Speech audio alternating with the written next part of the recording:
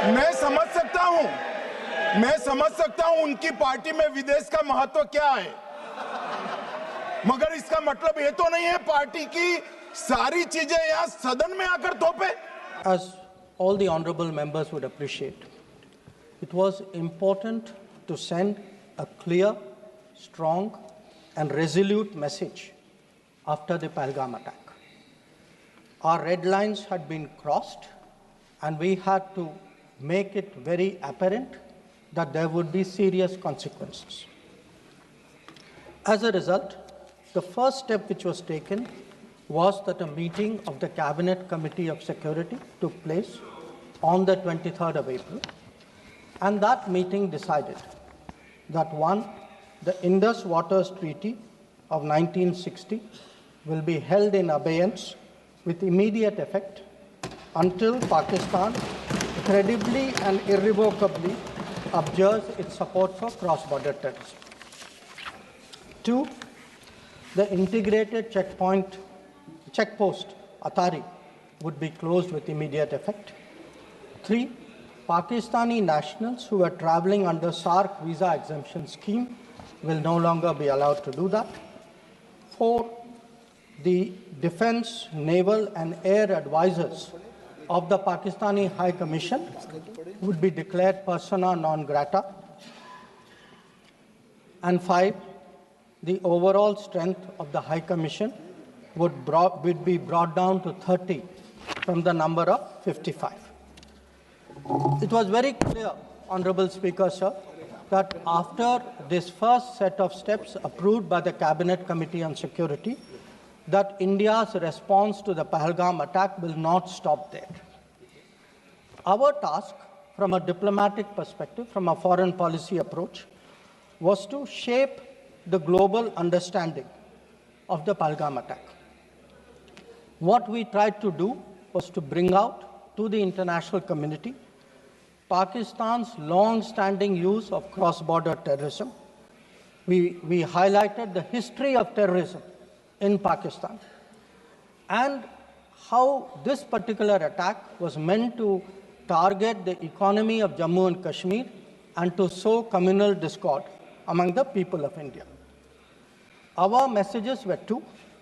One, zero tolerance of terrorism, and two, the right to defend our people against terrorism. So all the interactions we did, the diplomatic briefings, we called all the embassies for briefings. We interacted with the media. All of this was aimed at these two objectives: zero tolerance of terrorism and the right to defend ourselves, right to defend the people of India against cross-border terrorism. Now, the focus for our diplomacy was understandably the UN Security Council. And Honorable Speaker, sir, the challenge for us was that at this particular point, Pakistan is a member of the Security Council. We are not. So we had to achieve our objectives in a Security Council where Pakistan is a member. Now, our goals in the Security Council were two. One, to get an endorsement from the Security Council of the need for accountability, and two, to bring to justice those who perpetrated this attack. And I am glad to say, Speaker, sir, and I hope that this is appreciated and recognized by the House. If you look at the Security Council statement of 25 April, the members of the Security Council condemned in the strongest terms the terrorist attack. They affirmed terrorism in all its forms and manifestations constitute one of the most serious threats to international peace and security. And most important, the Council underlined the need to hold the perpetrators, organizers, financiers, and sponsors of this reprehensible act of terrorism accountable and bring them to justice. I highlight this, Speaker, sir, because this statement of the UN Security Council resonated throughout the international community. So when many honorable members asked today, where was the world on Pahalgam? I think the answer is there. The answer is there in a Security Council statement which says hold them accountable, bring them to justice, and that is exactly what we did through Operation Sindoor.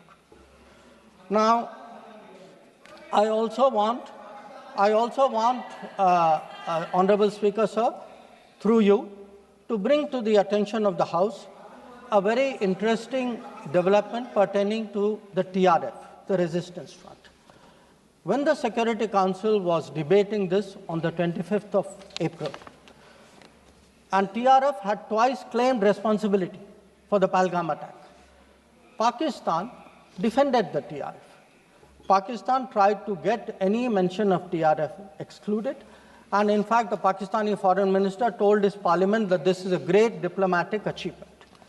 Now, I mention it because today, again, thanks to our diplomacy, the TRF has been designated as a global terrorist organization by the US government, and the same Pakistani foreign minister who took so much pride saying, I defended the TRF, says, well, now if the US has done this, we accept it. So that is where the Security Council issue stood. If I could then, sir, move on to the diplomacy from 25th of April till the commencement of Operation Sindoor. During this period, there were obviously a number of phone calls, a number of conversations. At my level, there were 27 calls. At Prime Minister, I think almost 20 calls. About 35, 40 letters of support came in. And what we tried to do was to create a narrative, prepare the diplomacy for the launch of Operation Sindoor. And the result of that diplomacy, Honorable Speaker, sir, there are 193 nations of the members of the United Nations. 193. Only 3, apart from Pakistan, opposed Operation Sindoor. Only 3. If you look through this period, and I would be very happy to share with the House the exact positions of various governments, overwhelmingly, there was recognition that terrorism is unacceptable, that a country which has been attacked has a right to defend itself, and that India was doing exactly that.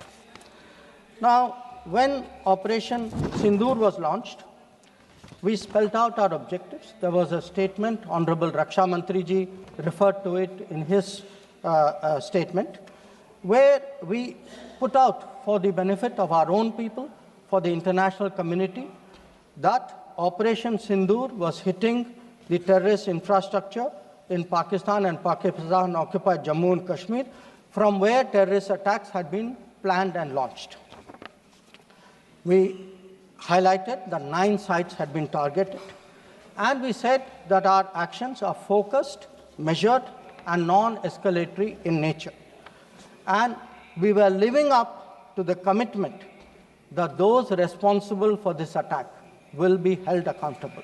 This was the commitment which was endorsed by the UN Security Council, thanks to our diplomacy. It was a commitment made by the Prime Minister to the people of India that we would hit those symbols, those sites, those planning places. So today, when I hear many questions from across the aisle, I want to say, which one of you imagined that Bhavalpur and Muridke would be brought down the way it was? Which one of you thought? When did you even think of it during your tenure? Did it even cross your mind? In fact, on the contrary, you ruled it out after 26/11. So I think our objectives are very clear. We wanted to send a message to the terrorists. We wanted to send a message to Pakistan that do not continue this support for terrorism. And I think on the morning of 7th of May, that message went home loud and clear. Now, sir, during this period, there was, when the operations were on, when the conflict, when the activities were on, operation is still continuing. A number of countries, number of their leaders, ministers, others called up. And they called up because people wanted to know what is happening. People wanted to know what is the thinking of India. people wanted to understand what we are doing. And I would like to share with the House, sir, through you, to everybody, we gave a common message. The common message was India is exercising its right to defend itself against terrorism. Number two, the targets which were hit on the 7th of May are known terrorist headquarters and infrastructure. Number three, there will be no mediation. Anything between us and Pakistan is bilateral. Number four, we will never bow down to nuclear blackmail. Number five, we are responding to Pakistani military attacks because after Operation Sindoor was launched, they had started targeting our military facilities. And we will continue to hit the Pakistani military. If the fighting is to stop, Pakistan must request it. And that request must come through the designated channel of DGMOs. This was a common message that we had given to many people who had called us during that period. Our position was very, very clear in how we were approaching the progress of Operation Sindoor. Now, sir, many members asked, some out of genuine curiosity, some perhaps less, what was the international support? How much international understanding was there of India's position? I would like to share with you a sample.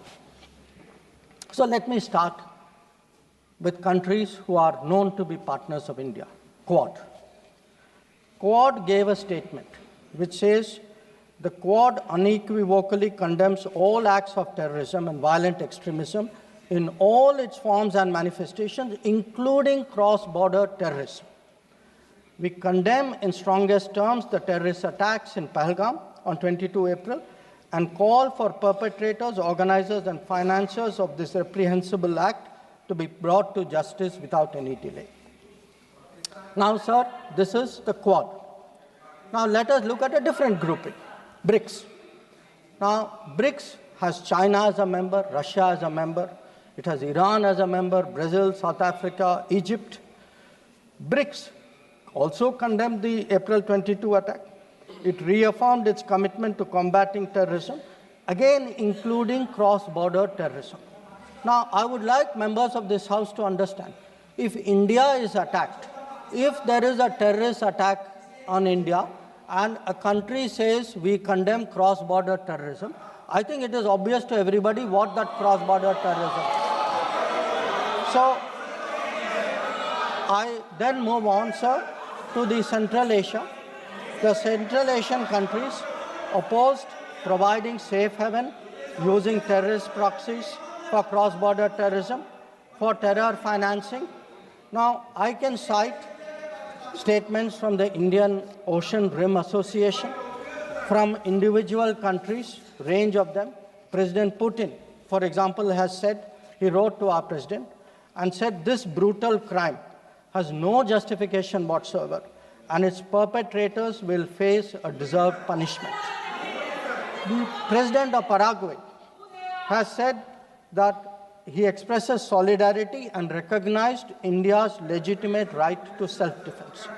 So the main point, the common thread, sir, which I would like to bring out is that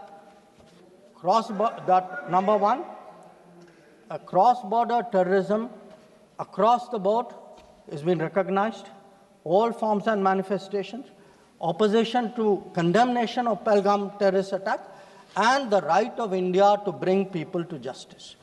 Now, sir, in addition to that, I would particularly like to mention 2 or 3 other developments. One, the American designation of TRF. On the 17th of July, the Department of State designated TRF as a foreign terrorist organization and a specially designated global terrorist. Now, this comes in the wake of the extradition of Tahawur Rana, who was involved in the 26/11 attack.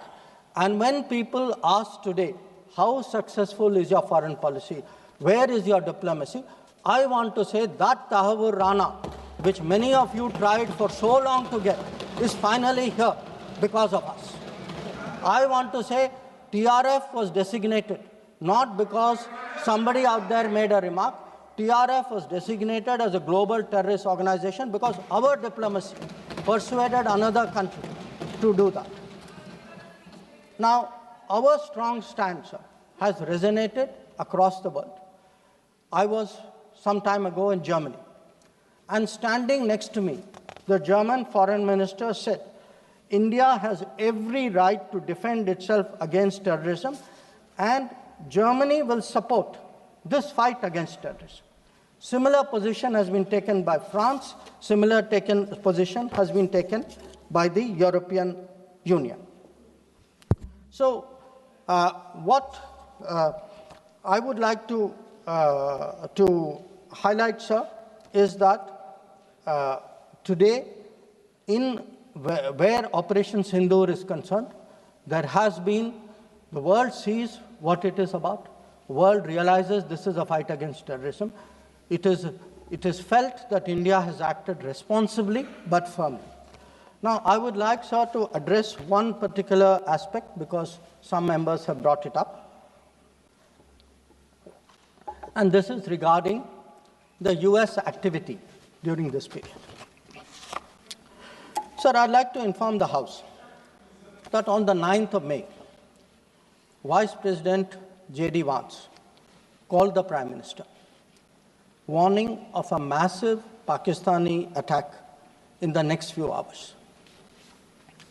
Prime Minister, in his response, made it very clear that if such an attack happens, it would meet with an appropriate response from our side. Now, sir, that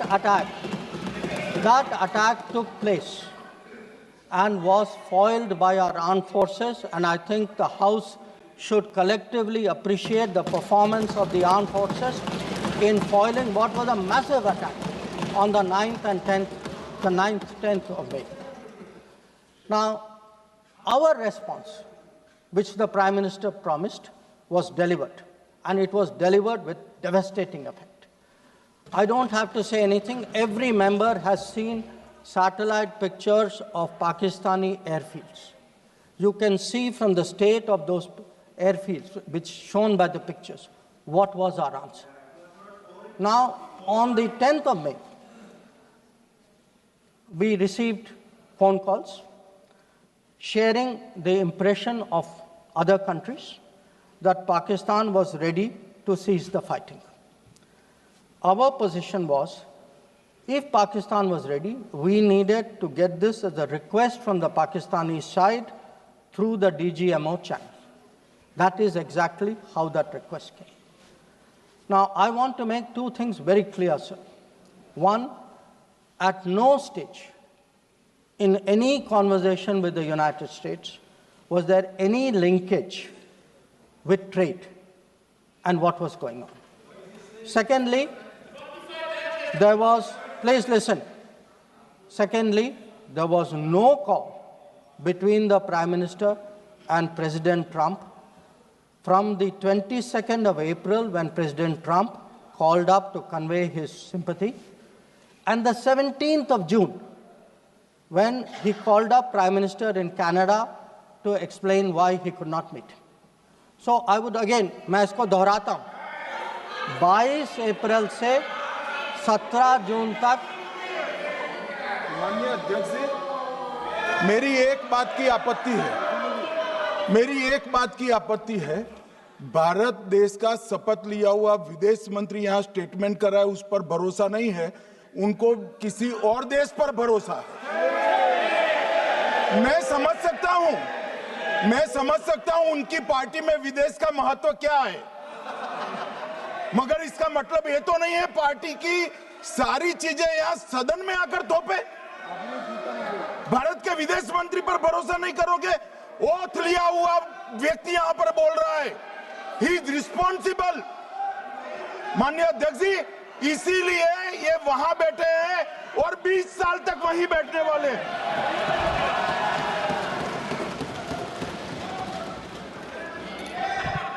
Honorable Speaker, sir, in the course of the debate today, some points were made by members of the opposition.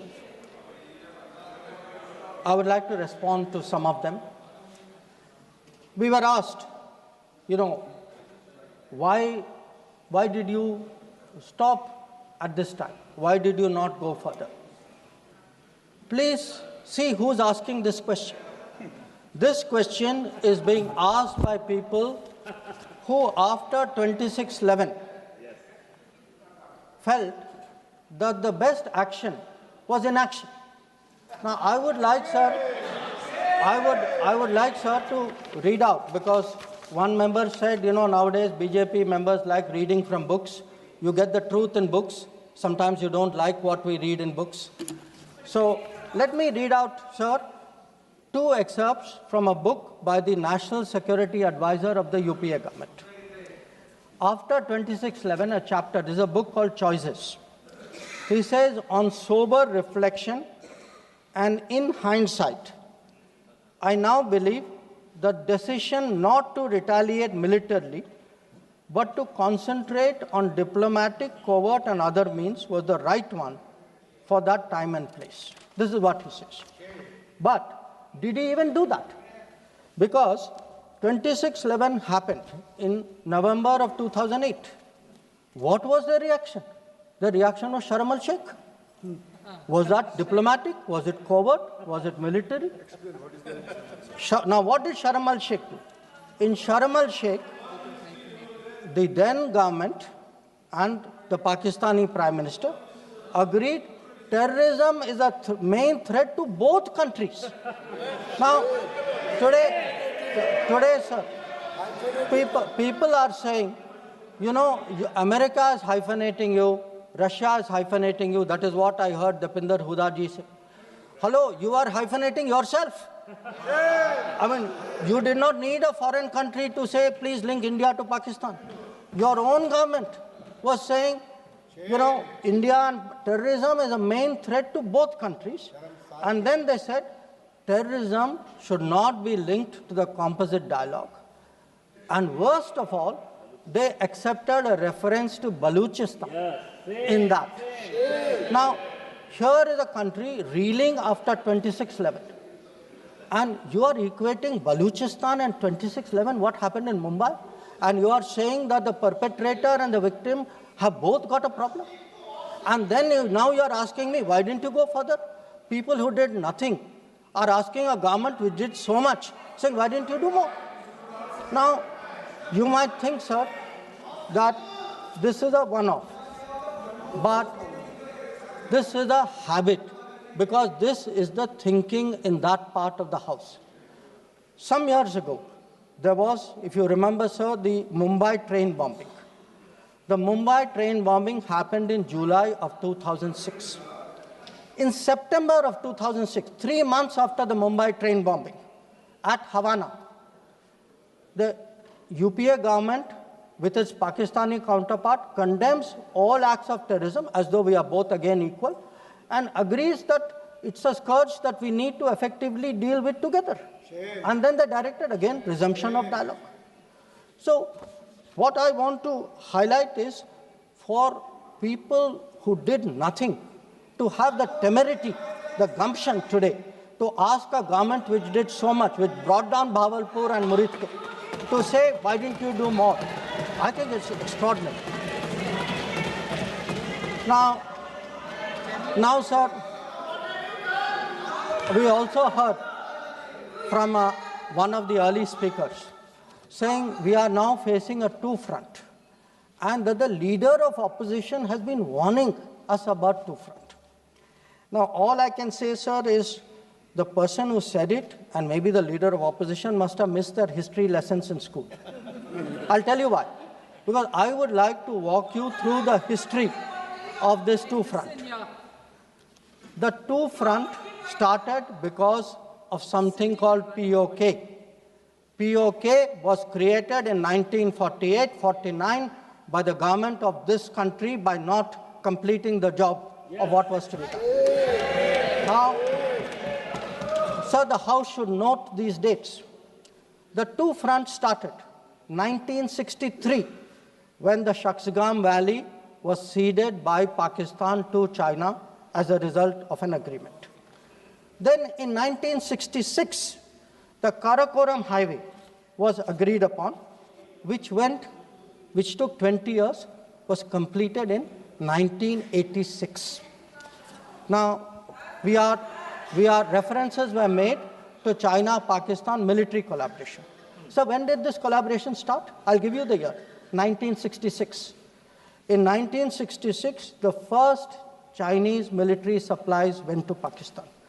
When did nuclear collaboration start? 1976. 1976, when Bhutto arranged for China-Pakistan to get together on this. And in 1980s, when Prime Minister Rajiv Gandhi was visiting China and Pakistan, that was when the nuclear collaboration was at its height. Now, let me go further. You will say, why are you talking history? So let me bring this further up. 2005, Pakistan-China Treaty of Friendship and Cooperation. 2006, Pakistan-China Free Trade Agreement. 2013, handing over of Gwadar to China, Gwadar port to China. May 2013, announcement of China-Pakistan Economic Corridor. So, sir, we are getting warnings about a US-China, Pakistan-China collaboration, when this collaboration has been going on for 60 years. Now, let me also address two other points. There was a reference made to IMF that, why did you not stop? Why did you not stop? आपने सवाल उठाया तो जवाब भी सुनना पड़ेगा. आपने उठाया ना, आपके उपनेता ने उठाया, आपने सुनो जवाब. अब जैसे सवाल करोगे वैसे जवाब सुनने पड़ेंगे. Sir, the IMF loan which was given was approved in September 2024.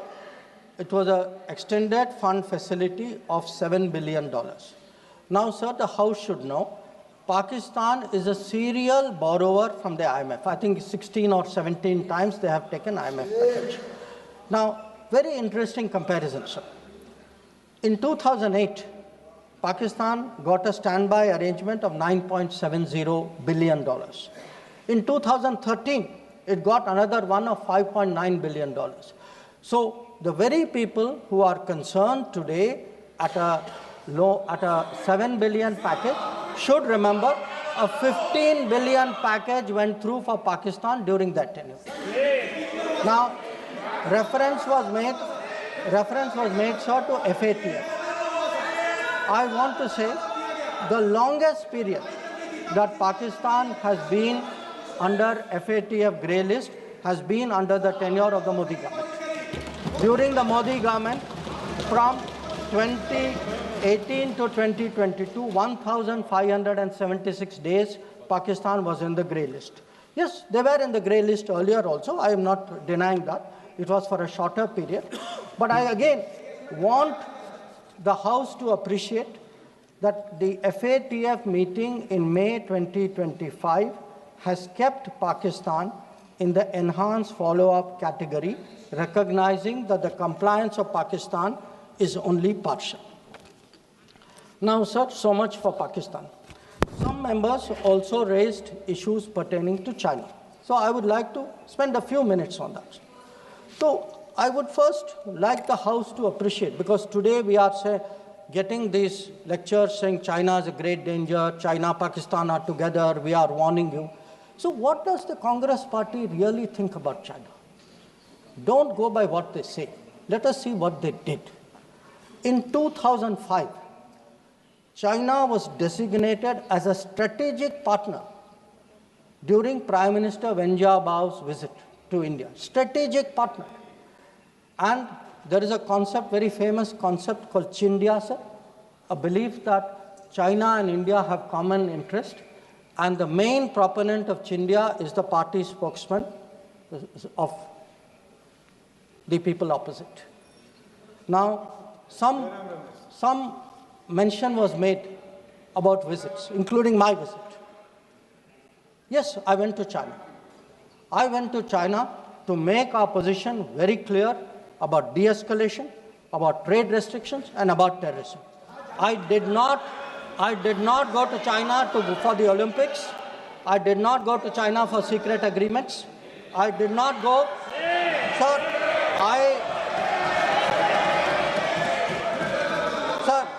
So the House should know that people were watching Olympics when China was issuing stapled visas for people from Arunachal Pradesh and Jammu and Kashmir. This is the reality of China. Now, let me really tell you, sir, how is the relationship with China. Some years ago, विदेश मंत्री जी को संरक्षण देना चाहिए। उनके speaker जब बोल रहे थे, हम पूरे धैर्य से सुने। मैं बताऊंगा कितनी असत्य बातें बोली गई कल, परंतु फिर भी असत्य को भी हम हलाहल समझकर पी गए। अब ये सत्य भी नहीं सुन पाते हैं। माननीय अध्यक्ष जी, मुझे लगता है आपको प्रोटेक्शन देना चाहिए। बैठे बैठे टोका टोकी करना सबको आता है, ऐसा नहीं हमें नहीं आता, मगर इतने गंभीर विषय पर चर्चा जब हो रही है तो सरकार के प्रमुख विभाग के मंत्री को बोलते हुए बैठे बैठे टोकना ये विपक्ष को शोभा देता है क्या? मान्यवर, आपने बिल्कुल उनको आग्रह से कहना चाहिए, वरना हम भी हमारे मेंबर को बाद में समझा नहीं पाएंगे।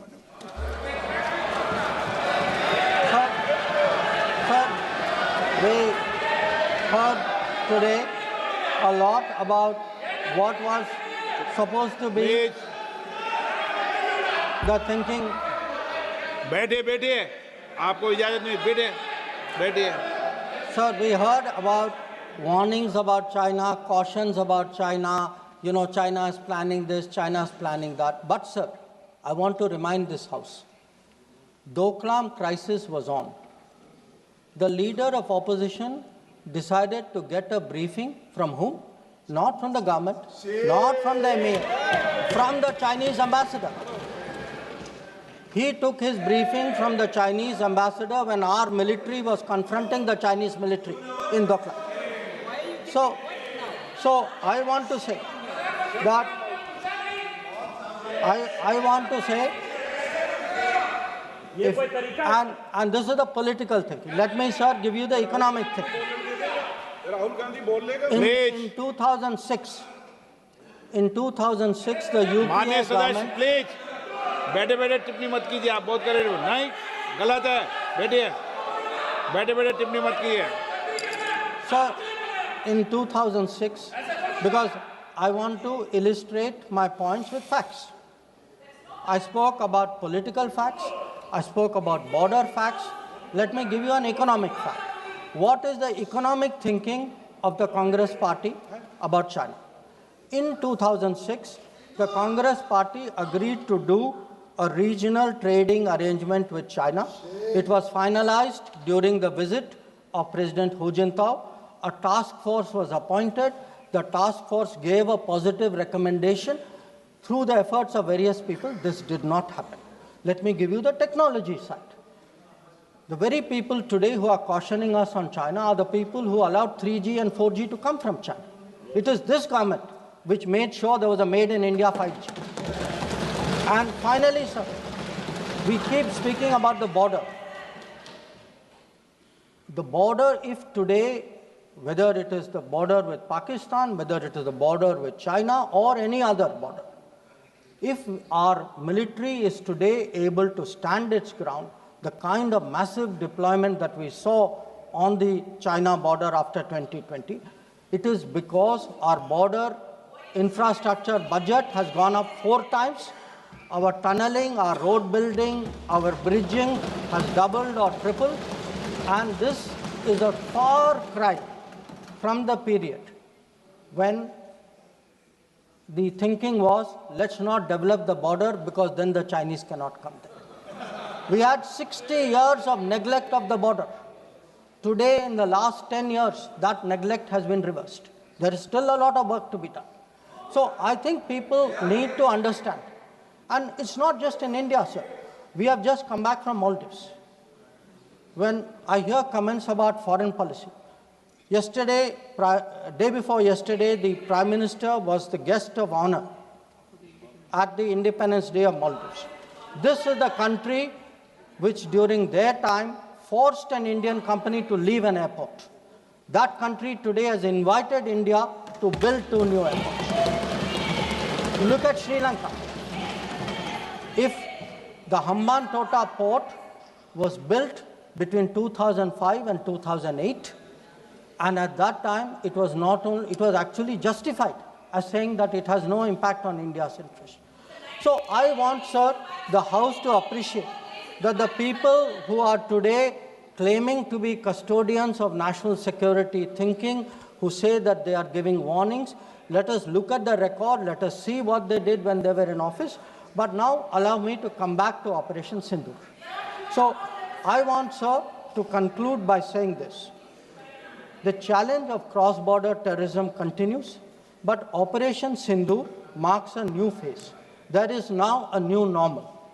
The new normal has 5 points. 1, terrorists will not be treated as proxies. 2, cross-border terrorism will get an appropriate response. 3, terror and talks are not possible together. There will only be talks on terror. 4, not yielding to nuclear blackmail. And finally, terror and good neighborliness cannot coexist. Blood and water cannot flow together. This is our position.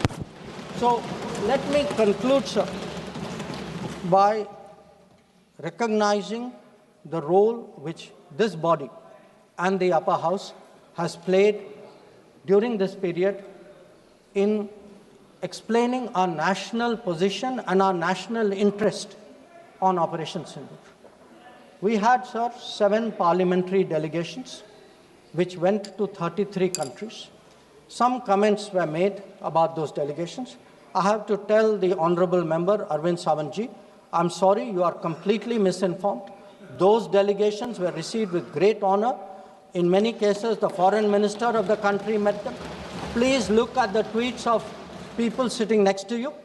That itself will tell you. And इनके बगल वालों से पूछ ले वे जानकारी. Sir, these 7 delegations, the delegation led by Ravi Shankar Prasad ji, by Shashi Tharoor ji, by Baijan Panda ji, by Sanjay Kumar Jha ji, by Kannimori ji, by Supriya Sule ji, and by Shrikant Eknath Shinde ji. Sir, these 7 delegations did the nation proud.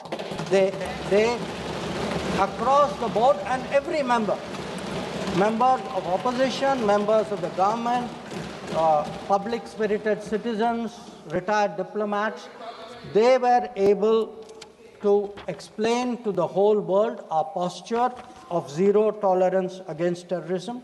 So I would like, sir, to end my remarks with the hope that on an issue as important as this struggle against terrorism, we can only succeed in ensuring zero tolerance against terrorism if we have a united voice in this country against terrorism. There must not be any division of opinion on this matter. The way the parliamentary delegations behaved abroad, I hope the same solidarity will permeate the proceedings of the House. I thank you.